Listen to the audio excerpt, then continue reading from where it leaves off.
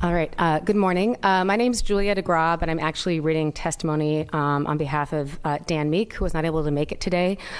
He's an attorney involved with the Honest Elections, Multnomah County, and this is regarding the Honest Election Ordinance. On April 7th, 2017, we asked Multnomah County Commission to adopt a detailed implementing ordinance for Measure 26-184, which created Section 11.60 and Chapter 11 of the Multnomah County Home Rule Charter. Honest Elections provided a detailed proposed ordinance. The Commission instead adopted the ordinance, just restating the provisions that were already passed without the implementing details. Honest Election then proposed an improved revised ordinance on July 13th, 2018, which the Commission has not yet adopted. I want to say this before I go back to this document. It's 10 pages, and I asked for, so it's obviously not going to be 3 minutes of testimony. I'm going to do kind of like a best of here, but I recommend that you read all the examples. That he really makes a strong case. So going back to the document.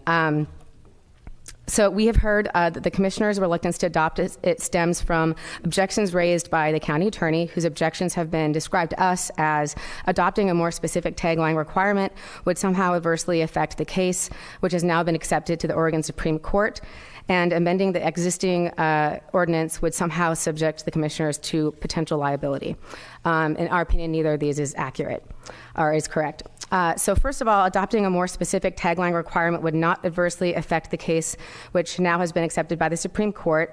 And he has several examples of this, and we see no basis for that conclusion. And in fact, it actually would help strengthen that case. Let's see. We have found, finding here we are. We have found that we have sought an implementing ordinance that is the same as the tagline requirement that is now in the Portland City Charter, having been adopted by the voters of Portland in November 2018. So that's also something helpful, that it matches an existing charter that if you pass this updated ordinance. I'm going to jump ahead to Section A. It is ordinary legislative practice to amend laws found unconstitutional in order to re-enable their implementation. So after the court declared their concerns about the unconstitutional, after the court declares a law unconstitutional for a discrete reason, it is ordinary legislative practice to amend the statute to remove the infirmity. For example, lots of examples. And there are many other examples. So we ask the commissioners to engage in this ordinary legislative practice of correcting a deficiency identified by judicial decision. Multnomah County can then join the states that already require the political ads, identify their largest funders, including California, Hawaii, Maine, Vermont, Massachusetts, Colorado, Minnesota, Virginia, and many others. The last part, which I'm obviously running out of time for, and I won't read a bunch of it, is he makes a very strong case about liability here, gives many, many examples about how commissioners are allowed to take these actions and not be held liable for them. So, thank you. Thank you. Good morning. Good morning. My name is Juan Carlos Ordóñez. I'm a resident of Multnomah County, and I also served on the Multnomah County Charter Review Commission that sent the Amendment 26-184 to the ballot. And I'm here to once again ask that this board spell out the piece of the ordinance, implementing ordinance, spelling out the tagline requirement. When the people of Multnomah County had made it very clear, they spoke loud and clear when they enacted by a 9 to 1 margin to enact Measure 26-184. They want big money out of politics, and that includes requiring political advertisements to show who's funding those ads. And if there was any question as to how wildly popular this provision is, the voters of Portland did so by a very similar margin. When we put together what became Amendment 26-184, we knew that spelling out the tagline requirement was going to be too complicated, and that's why we left it to this board to do that. And we put in the deadline that this should be done, an implementing ordinance should be passed by no later than September 1, 2017. Unfortunately, the tagline requirements were never spelled out by this board, even though many times we raised the issue. Julia pointed out some of the times. And we did that at public hearings like this one. We did it in individual conversations with board members. So you are all very well aware of the need to do this.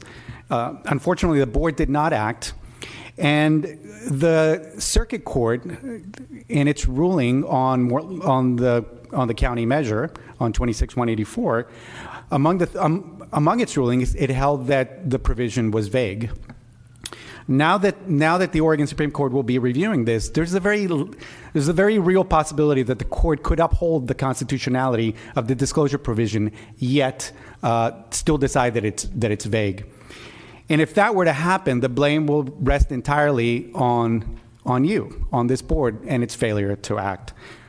Fortunately, we think that there's still time to act. You can still update the implementing ordinance, and spell out the tagline requirements. Thank you. Thank you. Good morning, Commissioners. My name is Aram Andriessian, here to urge you to support Measure 26-184 in its entirety.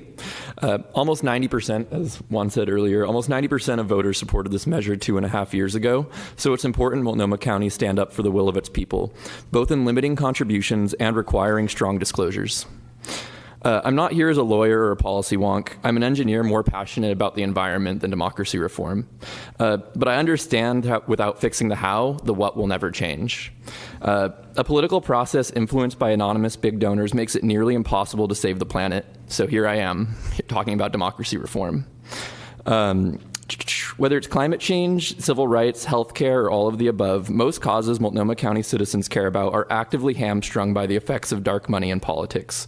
We saw part of the solution in 26-184, and it's worth defending. I occasionally get comments about being younger than most people engaged on democracy reform issues. Looking around the room, I definitely have to agree. But there's a reason my generation has a reputation for being checked out of the political process. We've inherited a system where the price of participation is more than most of us can afford. Citizens United was decided before we ever got the chance to vote. We've grown up knowing that anonymous big donors rule American politics, and our participation rates have declined to match our expectations. 26-184 and measures like it could change how we view the process and get people my age engaged again. When I was telling my friends about 26-184 in 2016, a lot of them, some of them first-time voters, were excited, and that was the main issue that got them to the ballot that year. There are lots of people my age ready to engage on issues they care about. They just want to know they have a fair shot. Multnomah County has an opportunity to effect real positive change in the political process by defending 26-184 and passing this ordinance. I'm not going to get into the legal weeds, as I'm sure plenty of people here will, but when 88.57% of your constituents agree on something, defending its full intent is the only right thing for elected officials to do.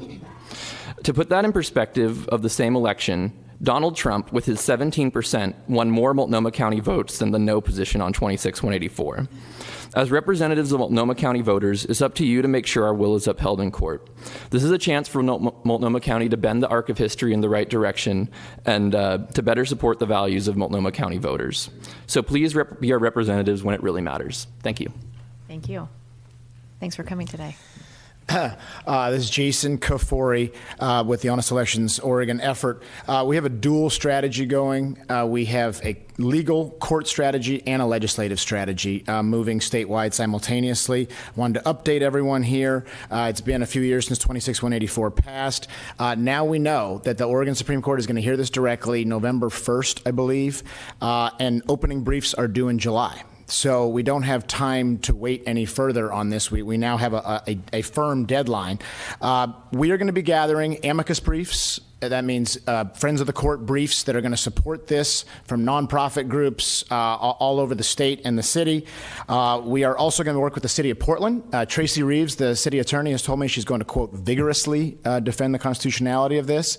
And we hope to get a city of Portland amicus brief in support of the constitutionality of 26-184. We took our proposed disclosures piece and put it right into the city charter.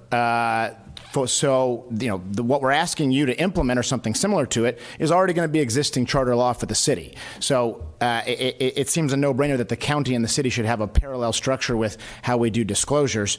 There's huge momentum around this. The Senate at the legislative cycle has a Campaign Finance Reform Committee. They're meeting weekly. Senator Jeff Golden, who's a real advocate, is there leading the effort. In the House, Dan Rayfield, Alyssa Kenny Geyer, many others are fighting for this. There's been a huge transition, as we've seen. The governor is now, front and center on campaign finance reform. The Oregonian endorsed our City of Portland measure and now is running a huge series, a 4-part series on the problems of money in politics. Lane County is now going to take what we did at the City of Portland and pass something similar for Lane County voters. So this movement is spreading statewide, and it started here in Multnomah County. As we identified Judge Block, we just put that one sentence in about what this disclosures piece meant, and Judge Block called it vague and overbroad. We have a pretty simple solution here. We've given you a proposed ordinance. We'd love to work with you on it, but we don't have time to wait any further. We need to get this done in the next 30 to 60 days because we have to give the opponents time to say, okay, now I've seen the new ordinance. Now I can respond to it in their opening briefs. We don't want to be in a position where we pass something too late and then the other side says, oh, well, this is too new. We can't, we don't have time to reply to this, and then the Supreme Court process gets delayed. So time is of the essence. I know we've heard concerns about from the county attorney about specific things. The reality is we're all on the same team. We all want to get this passed. So if there are concerns from the county attorney, let's all sit down and figure out what those are. But it seems a no-brainer. I don't want to be sitting here a year and a half from now and the Supreme Court comes back after all the hard work we've done and they say, oh, well, we never updated the ordinance and therefore it's still vague and we lose on something that Washington and California have and a lot of neighboring states have. So thank you, guys. Thank you.